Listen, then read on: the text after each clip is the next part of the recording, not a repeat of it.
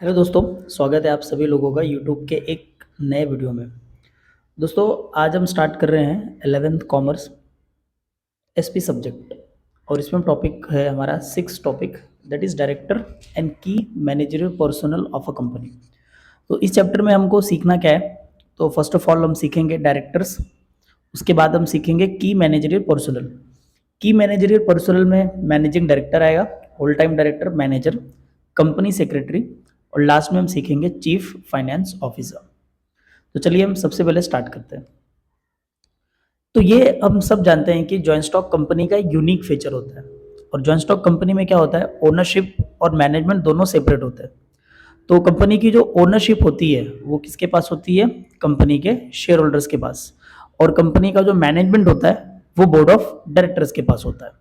तो ऐसा क्यों होता है? सो देखो, कंपनी एक आर्टिफिशियल पर्सन है, तो कंपनी खुद से कंपनी को रन नहीं कर सकती है। कंपनी चलाने के लिए हमें क्या चाहिए? Human agency. कंपनी को मैनेज करने के लिए हमें कुछ लोगों की जरूरत होती है ताकि वो डे टू डे एक्टिविटीज को मैनेज करें। अब क्वेश्चन ये बनता है कि कंपनी में पैसा लगाते हैं शेयर होल्डर्स, तो कंपनी को मैनेज भी किसे करना चाहिए? शेयर होल्डर्स को। बट शेयर होल्डर्स कंपनी को मैनेज नहीं करते हैं। उसके पीछे का रीजन क्या है? पहला रीजन ये है कि जॉइंट स्टॉक कंपनी एक बड़ी ऑर्गेनाइजेशन है, तो इसको टीम चाहिए जो कंटिन्यूअसली एफर्ट्स लगाए, कंटिन्यूअसली कंपनी की डे टू डे एक्टिविटीज को मैनेज करे। तो कंपनी में क्या होता है ना, जो शेयर होल्डर्स है they are large in number, यानी शेयर होल्डर्स बहुत सारे होते हैं and all of them are scattered over the large area. वो कहीं दूर जगहों पे फैले होते हैं। अभी फॉर एग्जांपल कि सपोज हमारी कंपनी मुंबई में है, लेकिन हमारी कंपनी के जो शेयर होल्डर्स हैं कोई गुजरात से है, कोई नॉर्थ इंडिया से है, कोई साउथ इंडिया से है, कोई ईस्टर्न स्टेट से है, तो जिसकी वजह से वो सब एक जगह आ नहीं सकते। तो first of all shareholders large in number. Second point is that कि they are scattered over the large area. That is why company का मैनेजमेंट संभाल पाना बहुत ही इम्प्रैक्टिकल है उन लोगों के लिए। सेकंड चीज क्या होता है कि दे आर डिसइंटरेस्टेड। कंपनी के मैनेजमेंट में उनको कोई दिलचस्पी नहीं होती है। दे आर ओनली इंटरेस्टेड कि हम पैसा लगा दें और उसके बदले में हमें क्या मिले? रिटर्न्स मिले। तो उनका इंटरेस्ट नहीं होता कंपनी चलाने में। और तीसरा पॉइंट क्या होता है कि कुछ शेयर होल्डर जो हैं they are incapable in the terms of qualification. वो कंपनी का मैनेजमेंट संभाल नहीं सकते।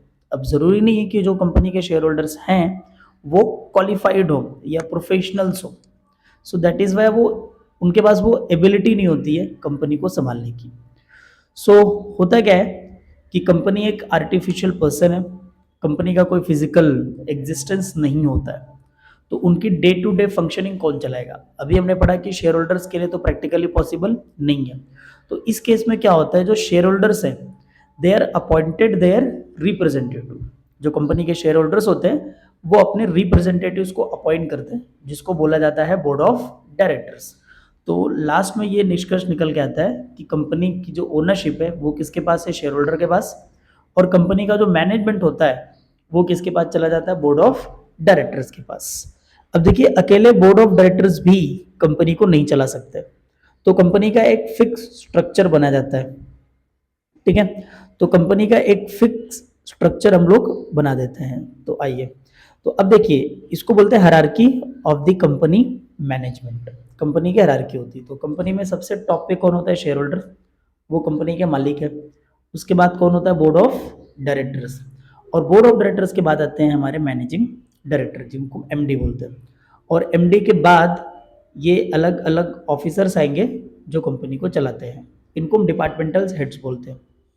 अभी इसमें जैसे कि चीफ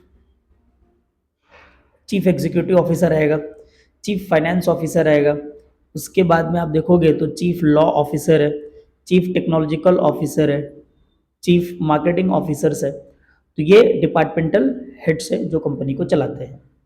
यानी कि शॉर्ट में कंपनी की जो हायरार्की है उसमें सबसे टॉप पे कौन है? शेयर होल्डर है। उसके बाद कौन है? बोर्ड ऑफ डायरेक्टर्स है। उसके बाद कौन है? मैनेजिंग डायरेक्टर है। और मैनेजिंग डायरेक्टर के अंडर ये डिपार्टमेंटल हेड्स आते हैं। तो अब हमें वन बाय वन इनको पढ़ना है। और सबसे पहला टॉपिक है आपका डायरेक्टर। तो हमें ये पढ़ना है कि डायरेक्टर क्या होता है, डायरेक्टर को अपॉइंट करने की प्रोविजंस क्या होती हैं, डायरेक्टर्स की क्वालिफिकेशंस क्या चाहिए होती है, और डायरेक्टर की पावर एंड ड्यूटीज़ क्या होती है, और डायरेक्टर को अपॉइंट कैसे किया जाता है। तो चलिए हम पहले स्टार्ट करते हैं डायरेक्टर का।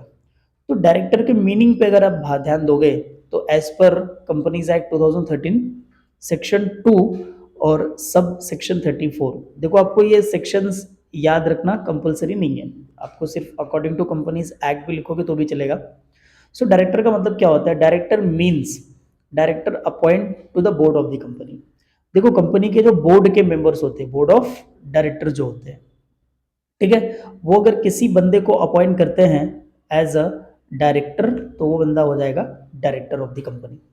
यानी कि director means director appointed to the board of the company. अब ये बोर्ड में ना मेंबर्स होते हैं अलग अलग, तो ये जो मेंबर्स होंगे ये मिल के अगर किसी को डायरेक्टर अपॉइंट करेंगे तो वो बंदा क्या हो जाएगा? कंपनी का डायरेक्टर हो जाता है। अब सेकंड पॉइंट आपको ये याद रखना है, सिंपली स्पीकिंग यानी सिंपल लैंग्वेज में director is a person who upon two manage the company, direct the company and supervise the affairs of the company. यानी डायरेक्टर एक ऐसा पर्सन होगा जिसे हम कंपनी मैनेज करने के लिए अपॉइंट करेंगे, कंपनी को डायरेक्ट करने के लिए अपॉइंट करेंगे और कंपनी का सुपरविजन यानी कंपनी की जो डे टू डे एक्टिविटीज़ है वो डायरेक्टर मैनेज करेगा। जो जूनियर होंगे जिनको इंस्ट्रक्शंस देना होगा, डायरेक्शन देना होगा, उन वो डायरेक्टर्स देगा। और उसके बाद में सुपरविजन, कंपनी की एक्टिविटीज़ का सुपरविजन भी कौन करने वाला है? डायरेक्टर करने वाला है। So director is a person who appoint, manage, direct, supervise and affairs the company. He is like housewife of the company. जैसे हाउसवाइफ का काम क्या होता है भाई? घर को चलाना, घर को मैनेज करना, सबको डायरेक्शंस देना और पूरी एक्टिविटीज़ को सुपरवाइज करना। उनके बिना तो हमारा घर चल ही नहीं सकता। सेम उसी तरह डायरेक्टर्स है, तो डायरेक्टर के बिना भी कंपनी नहीं चलेगी। डायरेक्टर क्या करेंगे? पूरी कंपनी को मैनेज करेंगे, डायरेक्शंस देंगे और सुपरवाइज करेंगे। अब नेक्स्ट पॉइंट ये बनता है कि डायरेक्टर को अपॉइंट करने के प्रोविजंस क्या है। तो सेक्शन 149 ऑफ द एक्ट ने अलग अलग प्रोविजंस दिए हैं। पहला पॉइंट होगा कि only individual can be appointed as a director. कोई कॉरपोरेट बॉडी, कोई एसोसिएशन, कोई firm as a director appoint नहीं हो सकती है। यानी कि जो डायरेक्टर होगा वो एक नेचुरल पर्सन होगा, कोई artificial person as a director appoint नहीं होगा। सेकेंड पॉइंट है कि मिनिमम नंबर ऑफ डायरेक्टर्स कितने होंगे। तो अगर एक पब्लिक कंपनी है तो कम से कम 3 डायरेक्टर चाहिए होंगे, प्राइवेट कंपनी है तो कम से कम 2 डायरेक्टर, और 1 पर्सन कंपनी है तो कम से कम 1 डायरेक्टर उसमें लगेगा। तो आपको याद रखना, पब्लिक कंपनी में 3 डायरेक्टर, प्राइवेट में 2 डायरेक्टर और 1 पर्सन में 1 डायरेक्टर। अब क्वेश्चन ये बनता है कि मिनिमम तो हमने पढ़ लिया, मैक्सिमम लिमिट कितनी होनी चाहिए। सो मैक्सिमम डायरेक्टर्स का नंबर होता है अप टू 15 डायरेक्टर। 15 डायरेक्टर कोई भी कंपनी अपॉइंट कर सकती है एट अ टाइम। अगर आपको 15 से ज़्यादा डायरेक्टर अपॉइंट करना है यानी मोर देन 15, तो हमें स्पेशल रेजोल्यूशन पास करना पड़ता है, राइट। स्पेशल रेजोल्यूशन का मतलब होता है मीटिंग में जितने लोग प्रेजेंट होंगे उसमें से 75% मेजोरिटी इस बात के फेवर में होनी चाहिए कि हम एक 15 से ज़्यादा डायरेक्टर अपॉइंट करेंगे, ठीक है। तो सपोज अगर कि हमारे कंपनी में ऑलरेडी 15 डायरेक्टर हैं, हमें 2 डायरेक्टर और चाहिए, 2 एक्स्ट्रा डायरेक्टर चाहिए, तो उसके लिए हमें पास करना पड़ेगा स्पेशल रेजोल्यूशन। और ये स्पेशल रेजोल्यूशन कौन पास करेंगे? Share holders. तब जाके आप 15 से ज़्यादा डायरेक्टर अपॉइंट कर सकते हो। नेक्स्ट पॉइंट इज दैट कि अगर प्रिस्क्राइब्ड कंपनी है तो एटलीस्ट उसमें एक डायरेक्टर वुमन होना चाहिए। फिलहाल प्रिस्क्राइब कंपनी क्या होती है इसका प्रोविजन हम टाइप्स ऑफ डायरेक्टर में पढ़ेंगे। अभी आप इतना याद रखो कि अगर कोई प्रिस्क्राइब कंपनी है तो उसमें एक वुमन डायरेक्टर होनी कंपलसरी है। नेक्स्ट पॉइंट इज दैट कि आपके पास जितने भी डायरेक्टर्स होंगे उसमें से कम एक डायरेक्टर 182 डेज के लिए इंडिया में होना चाहिए। यानी कि he should be resident of India, at least 182 days he should stay in India. तो वो बंदा 182 डेज स्टे रहना चाहिए इंडिया के अंदर। क्योंकि क्या होता है ना, कुछ डायरेक्टर अगर फॉरेन भी जाते हैं, तो सपोज ईयर में कोई बंदा फॉरेन जा रहा है तो फिर 365 डेज होते ही है, आपको सबको 10 साल में 365 डेज होते हैं, ये मैंने गलत लिख दिया, 365 डेज होते हैं और 366 डेज होते हैं। तो इसमें से वो 182 डेज एक डायरेक्टर कोई भी इंडिया में रहना ही चाहिए, कंपलसरी है। नेक्स्ट पॉइंट है कि अगर कोई लिस्टेड कंपनी है तो उसके 1/3 बोर्ड जो होगा वो इंडिपेंडेंट डायरेक्टर होगा।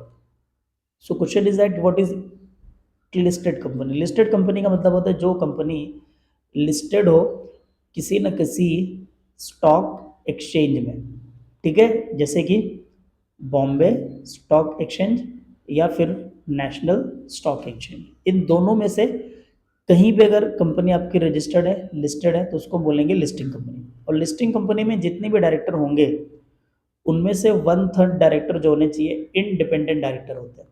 देखो, इंडिपेंडेंट डायरेक्टर का मतलब होता है उनकी टर्म जो है ना वो फिक्स होती है, उनको बीच में से कंपनी निकालती नहीं है, रोटेशन के थ्रू निकालती नहीं है कि 2 साल बाद निकाल दिया, 3 साल बाद निकाल दिया, ऐसा नहीं होता है।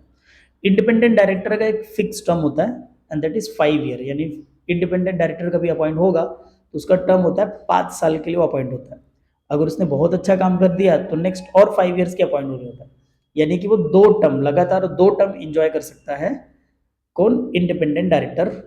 क्या तीसरा इंजॉय करेगा? नहीं भाई, तीसरा वो नहीं इंजॉय करेगा। He will not going to be a like Modi कि जो 3 साल 5-5 साल करके 3 बार इंडिया में आ जाए, ऐसा नहीं होगा भाई।